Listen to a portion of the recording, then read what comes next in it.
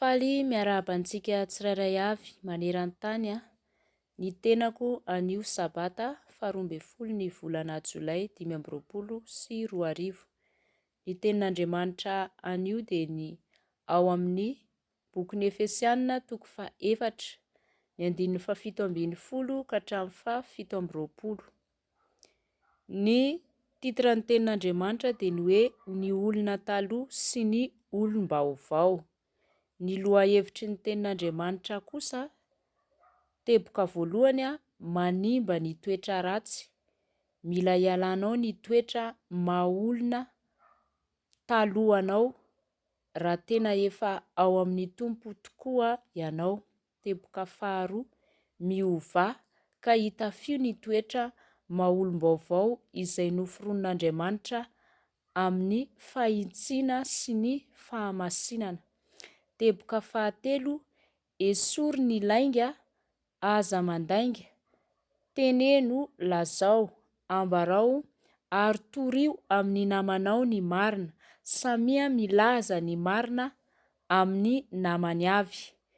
Teboka fahaefatra farany, aza manome fitoerana ho an'ny devoly. Amen.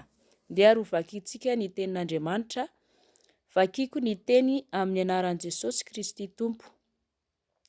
Koa izao no lazaiko sady ambarako marina ao amin'ny Tompo ny mba tsy andehananareo intsony tahaka ny fandehan'ny jentilisa amin'ny fahafoanan'ny sainy, fa efa tonga maizi-tsaina sy olon-ko azy amin'ny fiainan'Andriamanitra ireny, noho ny tsy fahalalana izay ao anatiny, noho ny amafy ny fony, dia olona tsy mahalala enatra intsony ka nanolo-tena ho amin'ny fijangajangana, anao izay fahalotoana rehetra amin'ny fitiavam-bola.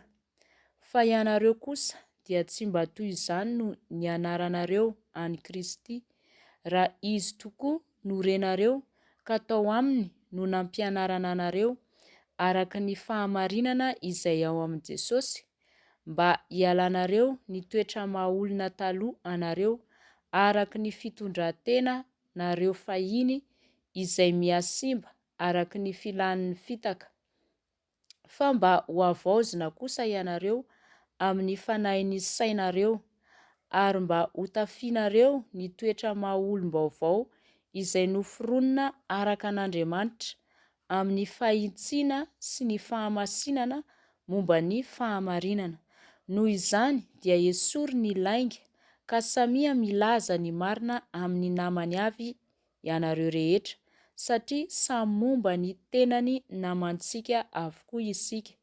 Tezera fa aza manota ary aoka tsy ho tratry ny masoandro miletika ny fahatezeranareo. Aza manome toerana ho an'ny devoly. Amen.